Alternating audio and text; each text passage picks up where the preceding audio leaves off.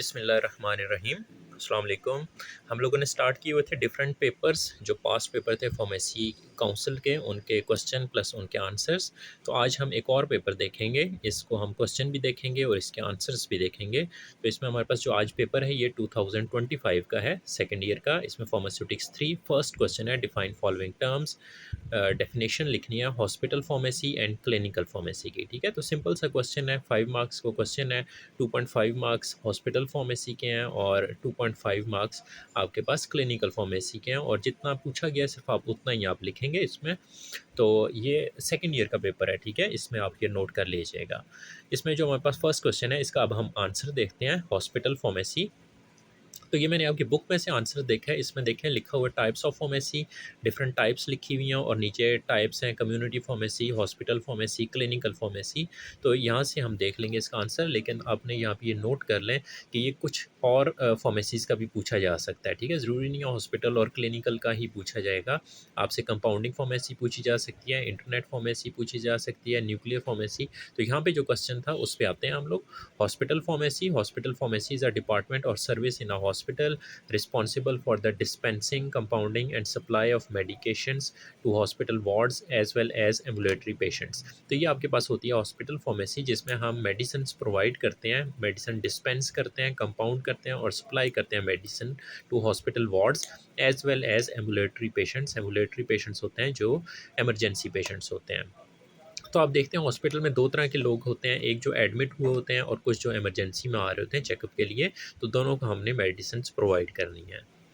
और दूसरा इसका पार्ट था क्वेश्चन का क्लिनिकल फार्मेसी। तो clinical pharmacy is the branch of pharmacy where pharmacist provide patient care that optimise the use of medication and promotes health. तो यहाँ पे बेसिकली हमने क्या करना है, ऑप्टिमाइज़ करना है मेडिकेशन यूज़ को। ऑप्टिमाइज़ का मतलब है कि एक मेडिसिन का बेहतरीन यूज़, एक मेडिसिन का बेहतर यूज़, ठीक है, और प्रमोट करेगा पेशेंट हेल्थ को, वेलनेस को एंड डिजीज़ प्रिवेंशन। तो जब हम मेडिसिन को सही तरीके से यूज़ करेंगे, उसका बेहतर इस्तेमाल करेंगे, तो आप हेल्थ भी देखेंगे, वेलनेस भी देखेंगे और डिजीज़ प्रिवेंशन भी देखेंगे।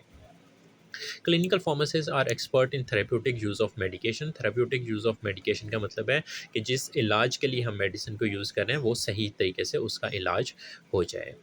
तो आपने ये इसमें देख लेना है, ठीक है, different types of pharmacy. Book में सारी आपने टाइप्स देख लेनी है, कौन कौन सी टाइप्स हैं। Community pharmacy, hospital pharmacy, clinical pharmacy, ambulatory care pharmacy, consultant pharmacy, compounding pharmacy, internet pharmacy, veterinary pharmacy, nuclear pharmacy, military pharmacy. ये सारी आपकी बुक में लिखी हुई हैं, ठीक है। लेकिन क्वेश्चन आपका जो आया हुआ है पास्ट पेपर में, वो हॉस्पिटल फार्मेसी और क्लिनिकल फार्मेसी से रिलेटेड है। लेकिन क्वेश्चन थोड़ा सा चेंज भी हो सकता है, ठीक है। क्वेश्चन आप देख लें कि डिफरेंट जो टाइप्स हैं फार्मेसीज़ की, उनमें डिफरेंस पूछा जा सकता है।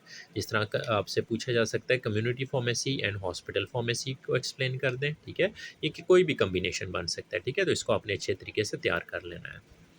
नेक्स्ट क्वेश्चन है हमारे पास, define medication errors and what are the major medication errors. ये हमने लास्ट टाइम जो क्वेश्चन देखा था एक प्रीवियस वीडियो में, सॉल्व पेपर जो थे वहाँ पे भी ये आया हुआ था, ठीक है। Medication errors and what are the major medication errors, जो ये इंपॉर्टेंट क्वेश्चन है, इसका आंसर देखते हैं। मेडिकेशन एरर्स क्या होते हैं? Medication error simply is a deviation of medication dose from physician order. तो फिजिशियन ने जो डोज लिखी है उससे अगर आप हट जाएंगे या आपने उसको चेंज कर लिया, या मेडिकल स्टोर फार्मेसी वाले ने गलती से आपको गलत डोज दे दी, तो इसको हम क्या कह देंगे, this is medication order, medication error. For example doctor ने 5 mg लिखी थी, ठीक है, तो वो फार्मेसी वाले से पढ़ने नहीं हुई, या उसने जल्दी में, या उससे मिस्टेक हो गई, उसने 10 mg दे दी या 25 mg दे दी या कोई भी दे दी, तो इसको हम कहेंगे this is medication error. In broad terms medication error is administration of a wrong medicine. अब यहाँ पे ये हो सकता है कि मेडिसिन ही गलत हो जाए। पहले तो हमने देखा ना कि उसकी डोज गलत होगी, लेकिन यहाँ पे ये भी हो सकता है कि मेडिसिन ही गलत होगी, या उसकी डोज गलत होगी, या डायग्नोस्टिक और टू रॉन्ग पेशेंट, या किसी और मेडिसिन, किसी और पेशेंट की मेडिसिन किसी और को चली गई। It also include failure to administer prescriber medication. इसमें क्या हो सकता है कि फेलियर हो सकता है कि एडमिनिस्टर कैसे करनी है मेडिकेशन को, मेडिकेशन को यूज़ कैसे करना है। द थेराप्यूटिकली इनएप्रोप्रिएट ड्रग और dose therapeutic error are excluded from the definition of medication errors. अब हम यहाँ पे देखते हैं कौन कौन से मेजर मेडिकेशन और एरर्स होंगे। इसमें फर्स्ट है हमारे पास ओमिशन एरर। ओमिशन एरर क्या होता है? Failure to administer by nurse the physicians order dose like less than prescribe dose. Doctor ने प्रिस्क्राइब की थी 10 mg, वो 1 mg उसने नर्स ने उसको क्या कर दी, पेशेंट को दे दी। इसको हम कह देंगे omission error. Second is unauthorise drug error, for example administration of a drug to a wrong patient. तो गलत दवाई लग गई पेशेंट को, वार्ड में काफ़ी सारे पेशेंट थे, किसी की दवाई किसी को लग गई, या डुप्लीकेशन ऑफ डोज हो गई, या अनऑर्डर ड्रग हो गई। तो सही बात है, एक मेडिसिन जो किसी और पेशेंट की इस पेशेंट को लग गया, वो तो ऑर्डर ही नहीं हुआ था, उसका तो डॉक्टर ने ऑर्डर ही नहीं किया था, लेकिन वो पेशेंट को लग गई, इसको हम कहेंगे अनऑथराइज ड्रग एरर। थर्ड है wrong dose error, for example above और below then the order dose. Dose लिखी थी डॉक्टर ने 1 चम्मच, आपने आधा सा चम्मच पिला के टरखा दिया, ठीक है, तो ये क्या हो जाएगा, रॉन्ग डोज एरर। नेक्स्ट है wrong route error, for example administration of a drug through IM instead of IV route. तो बहुत से इंजेक्शंस होते हैं, कुछ आईवी रूट से लगते हैं, कुछ आईएम रूट से लगते हैं, तो आपने आईएम वाला आईवी लगा दिया या आईवी वाला आईएम लगा दिया, तो इसको भी हम कह देंगे रॉन्ग रूट एरर। नेक्स्ट है wrong site error, for example instilling of a drug into left ear instead of right ear. तो जो आपको प्रॉब्लम था वो राइट ईयर में था, ठीक है, लेकिन आपने कतरे लेफ्ट ईयर में डाल दिए, या ऑपोजिट हो सकता है, या आइस के केस में भी इसमें आप इसको ऑपोजिट कर सकते हैं। नेक्स्ट है wrong rate error, for example speeding up the infusion instead of a slow rate. जो हम इन्फ्यूजन लगाते हैं, जो हम ड्रिप लगाते हैं, डॉक्टर ने कहा था स्लो लगानी है, आपने स्पीड तेज़ कर दी, इसको हम कहेंगे रॉन्ग रेट एरर। रेट का मतलब है speed. Next, a wrong time error. For example, administration of a drug after every 4 hours instead of a 6 hour. तो डॉक्टर ने 6 hour लिखा था, आफ्टर एवरी 6 hours आपने 4 hours के बाद उसको दे दी। नेक्स्ट है wrong preparation error, for example wrong dilution, not shaking a suspension. बहुत सी ऐसी मेडिसिन होती हैं जिसको हम प्रिपेयर करते हैं, ठीक है, उसमें आपने प्रिपरेशन में गलती कर दी, ज़्यादा पानी डाल दिया या कम पानी डाल दिया, या आपने शेक नहीं किया। अगर आप शेक नहीं करेंगे, वो मेडिसिन नीचे बैठी होगी, वो भी क्या हो जाएगी, रॉन्ग एरर हो जाएगा। नेक्स्ट क्वेश्चन है हमारे पास, what do you know about expanded programme on immunisation, जिसको हम ईपीआई भी कहते हैं। E for expanded, P for programme, and I for immunisation. Extended programme on immunisation, तो ये वही इम्यूनाइजेशन है जो बच्चों का शेड्यूल होता है, बच्चों को बर्थ से लेके आपके 10 to 15 ईयर्स तक जो वैक्सीन्स लगती रहती हैं, इसको हम कहते हैं एक्सपेंडेड या एक्सटेंडेड प्रोग्राम ऑन इम्यूनाइजेशन। इसको हम ईपीआई भी कहते हैं। ये गवर्नमेंट ऑफ पाकिस्तान का प्रोग्राम है, इसमें एक प्रॉपर शेड्यूल दिया हुआ होता है कि बर्थ पे कौन सी लगेंगी वैक्सीन्स, ठीक है, उसके बाद 6 वीक्स पे कौन सी लगेंगी, 10 वीक्स पे कौन सी लगेंगी, प्रॉपर एक शेड्यूल बना होता है, एक चार्ट बना होता है, एक कार्ड बन जाता है बच्चे का, और उसको वो एज वाइज या उसके मंथ वाइज उसको वो वैक्सीन्स लगाते जाते हैं, ठीक है। अब ये होता क्या है, इसको हम देखते हैं। The expanded programme on immunisation is a disease prevention activity. तो बेसिकली जो इम्यूनाइजेशन हम करते हैं, वैक्सीनेशन करते हैं, ये बेसिकली डिजीज़ प्रिवेंशन एक्टिविटी है कि हमने उसको बच्चों को डिजीज़ से बचाना है, ठीक है। तो वैक्सीन का काम ट्रीटमेंट नहीं होता है, ठीक है, वैक्सीन का काम है prevention. Aiming at reducing illness, इससे हम क्या करते हैं, इलनेस को रिड्यूस करते हैं, बीमारी को कम करते हैं। डिसेबिलिटी, आप देखते हैं पोलियो वगैरह में डिसेबल हो जाते हैं बच्चे, उसकी डिसेबिलिटी को भी हम कम करते हैं। और mortality from childhood disease, mortality का मतलब है डेथ वगैरह के जो चांसेस होते हैं, डिजीज़ वगैरह के जो चांसेस हैं, उसको भी हम कम कर लेंगे। Prevention of disease is the need of the day, तो हम क्या चाहते हैं कि हम चाहते हैं बीमारियां कम से कम हों। The rising cost of treating the disease require us to focus more on their prevention. तो जो आजकल बीमारियों का इलाज है वो महंगे से महंगा होता जा रहा है, तो इस केस में हम प्रिवेंशन पे ज़्यादा फोकस करेंगे। Immunization is among the most successful components of prevention medicine. Pakistan has made significant improvement in API coverage in comparison to India and Afghanistan, but has to adopt a more aggressive implementation strategy to compete with the countries of the region. अब ये programme क्या होता है, इसमें आपको एक chart दिया हुआ है, ठीक है, आपने इस चार्ट में देख लेना है कि बर्थ पे कौन सी वैक्सीन लगती है। इसको ज़्यादा डिटेल से तो करना डिफ़िकल्ट होगा, लेकिन एटलीस्ट इतना आपने कर लेना है कि बर्थ पे कौन सी वैक्सीन्स लगती हैं, बीसीजी एंड ओपीवी, ठीक है। आगे उनकी डोज भी देख लें। 6 वीक्स पे कौन सी मेडिसिन, कौन सी वैक्सीन लगते हैं, DPT, hepatitis B, OPV and PCV. तो ये सारी इसी तरह से वन बाय वन आपने इसको अच्छे तरीके से याद कर लेना है कि कौन से वीक में या कौन से मंथ में कौन सी वैक्सीन लगती है बच्चों को, ठीक है, और उसकी आगे डोज कितनी होती हैं। अब 6 वीक्स पे देख लें आप, 3 वैक्सीनेशन उसकी हो रही हैं, ठीक है, ओपीवी एंड पीसीवी। और 10 वीक्स पे DPT, OPV, PCV and rota virus, ये 4 वैक्सीन्स हो रही हैं, और इन चारों वैक्सीन्स की डिफरेंट डोजेज़ हैं। ओपीवी जो होते हैं पोलियो वायरस की जो हम डिजीज़ देते हैं, तो इसमें आप देख लें कतरे लिखे हुए हैं, 2 ड्रॉप्स, जहाँ पे भी ओपीवी आएगा, बर्थ पे भी ओपीवी 2 ड्रॉप्स, 6 वीक्स पे भी ओपीवी 2 ड्रॉप्स, 10 वीक्स पे भी ओपीवी 2 ड्रॉप्स, ठीक है। और आगे जो आप नेक्स्ट इसके देख रहे हैं वो इसका रूट लिखा हुआ है, ठीक है, कि बीसीजी हमने किस तरह देनी है, इंट्राडर्मल देनी है, ओपीवी 2 ड्रॉप्स हमने देना है, और ओपीवी आपको पता है जो पोलियो वायरस होता है उसका हम जो वैक्सीन देते हैं वो ओरल देते हैं, पीओ मीन्स पर ओरल, ठीक है, बाय माउथ आप देखा भी होगा, बच्चों को पिलाते हैं, अक्सर ये चलता रहता है। और इसी तरह आप देख लें 6 वीक्स में जो दी हुई हैं उनमें हेपेटाइटिस बी की जो वैक्सीन है आईएम इंट्रामस्कुलर, ठीक है, तो इस तरह सारी आपने देख लेनी है। नेक्स्ट क्वेश्चन है हमारे पास, define epidemiology and write main पर सॉरी इसमें क्वेश्चन है classify hospital on the basis of ownership and control. तो इसमें हम देखते हैं कौन कौन से हॉस्पिटल्स होते हैं और ऑनरशिप एंड कंट्रोल। ऑनरशिप का मतलब है मलकियत। आप देखते हैं कुछ प्राइवेट हॉस्पिटल्स होते हैं जो किसी बंदे की मलकियत होंगे, किसी फैमिली की मलकियत होंगे और उन्हीं के कंट्रोल में होगा, ठीक है, लेकिन कुछ ऐसे होते हैं जो गवर्नमेंट के होते हैं, ठीक है, कुछ एनजीओज के होते हैं। वो कौन कौन से होते हैं वन बाय वन हम देख लेते हैं। फर्स्ट हम देखते हैं government hospital, for example teaching hospital, military hospital, federal government hospital, provincial government hospital, ये सब हैं गवर्नमेंट हॉस्पिटल जो सरकारी हॉस्पिटल जिनको भी हम कहते हैं। नॉन गवर्नमेंटल हॉस्पिटल कुछ ऐसे होते हैं जो गवर्नमेंट के तो नहीं होते, ठीक है, वहाँ पे भी लेकिन फ्री इलाज हो रहा होता है। Third private for profit hospital, private जितने भी होते हैं वो प्रॉफिट के लिए ही काम करते हैं, तो वो क्या होते हैं प्राइवेट फॉर प्रॉफिट हॉस्पिटल।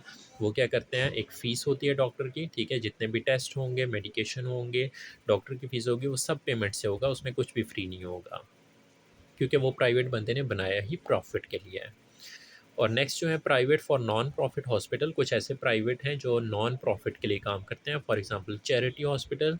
जिस तरह आपके पास कुछ ऐसे हॉस्पिटल्स हैं जो डोनेशंस पे चलते हैं, ठीक है, काफ़ी सारे हॉस्पिटल्स हैं हमारे यहाँ, जैसे आप कह लें कि ये अलशिफा ट्रस्ट आई हॉस्पिटल है मेजर, ठीक है, शौकत खानम वगैरह, और कुछ और हॉस्पिटल्स भी हैं जो चैरिटी हॉस्पिटल्स हैं, और ट्रस्ट हॉस्पिटल भी हैं हमारे यहाँ कुछ, ठीक है, और वो भी क्या होते हैं प्राइवेट होते हैं, but these are for non profit hospital. वो प्रॉफिट के लिए काम नहीं करते, ठीक है, वो डोनेशंस पे काम करते हैं, या जो साहिब हैसियत लोग होते हैं उनसे सिर्फ वो चार्ज करते हैं फ़ीस वगैरह, लेकिन वो भी इतनी होती है कि उसमें वो प्रॉफिट नहीं, जितना उनका खर्चा आ रहा होता है उस ट्रीटमेंट में सिर्फ वही वो चार्ज कर रहे होते हैं।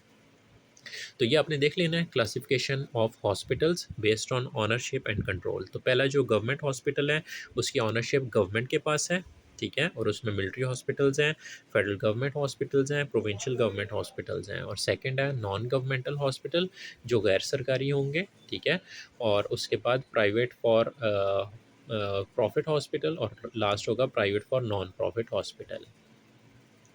और लास्ट क्वेश्चन है हमारे पास, define epidemiology and write main purpose of epidemiology. तो फर्स्ट जो इसकी डेफिनेशन है उसके 2 मार्क्स हैं, और मेन पर्पस ऑफ एपिडेमियोलॉजी के 3 मार्क्स हैं, टोटल इस क्वेश्चन के 5 मार्क्स हैं। इसका आंसर देखते हैं। अच्छा, ये सब आंसर मैंने बुक से लिए हैं, कोई भी चीज़ एक लफ्ज़ भी इसमें बुक से आउटसाइड नहीं है, ठीक है, टोटल का टोटल पेपर बुक से है, इसको आप देख लीजिएगा, ठीक है। तो एपिडेमियोलॉजी क्या होती है, the study of the nature, cause, control and determinants of frequency and distribution of a disease. कोई भी एक बीमारी है, उसकी नेचर क्या है, उसकी कॉज क्या है, उसको हमने कंट्रोल कैसे करना है, उसको हमने डिटरमिन कैसे करना है, इन सब चीज़ों को जब हम देखते हैं तो इसको हम कहते हैं एपिडेमियोलॉजी। एपिडेमियोलॉजी में क्या आ जाएगा, उसकी नेचर, उसकी कॉज, उसको हम कंट्रोल कैसे कर सकते हैं, और उसके डिटर्मिनेंट्स क्या होंगे। और distribution, frequency and determination of health problem and disease in human population is called epidemiology. तो इसी तरह हम डिस्ट्रीब्यूशन, फ्रीक्वेंसी एंड डिस्ट्रीब्यूशन का मतलब है किन एरियाज़ में ये है, किन एरियाज़ में ज़्यादा डिस्ट्रीब्यूट हुई हुई है ये डिजीज़। फ्रीक्वेंसी का मतलब है किस हिसाब से, कितनी ज़्यादा है, कम है, ज़्यादा है, बहुत ज़्यादा लोग हैं, कितने हैं, ठीक है।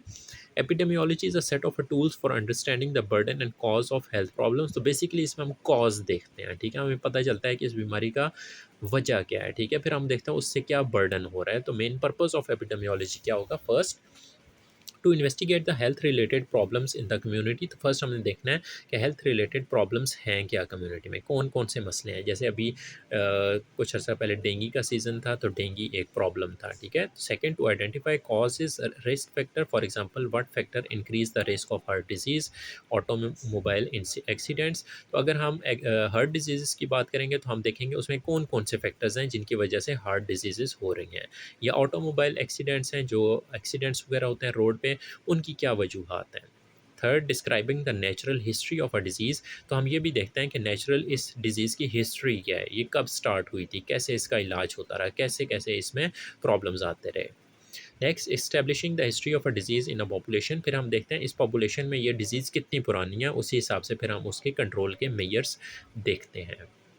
Fifth, describing the clinical picture of a disease, clinical picture का मतलब है who gets the disease, who dies from the disease and what the outcome of the disease is, के जो बीमारी है वो किन लोगों में ज़्यादा हो रही है, बच्चों में ज़्यादा हो रही है, ख़वातीन में ज़्यादा हो रही है, बूढ़ों में ज़्यादा हो रही है, किन में ज़्यादा हो रही है।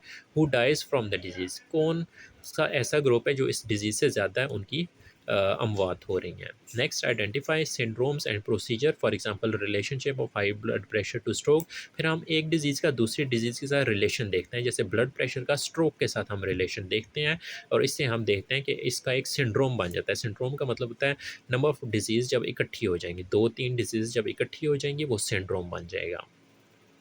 और लास्ट हम क्या करेंगे, to provide foundation for health public policy. तो जब हम इन सारी चीज़ों को देख लेंगे, एपिडेमियोलॉजी में हम उसकी नेचर देख लेंगे, उसके रिस्क देख लेंगे, उसके फैक्टर्स देख लेंगे, उसकी नेचुरल हिस्ट्री देख लेंगे, उसकी पॉपुलेशन में देख लेंगे, उसकी डिजीज़ के में ये देख लेंगे कि कौन उनसे अमवात हो रही हैं, कौन उनसे ज़्यादा इफ़ेक्ट हो रहे हैं। जब ये सारी चीज़ें हम देख लेंगे तो फिर एंड पे हम उससे हेल्थ पॉलिसी बना लेंगे। तो बेसिकली ये काम गवर्नमेंट कर रही होती है ताकि वो कोई पॉलिसी बना सके।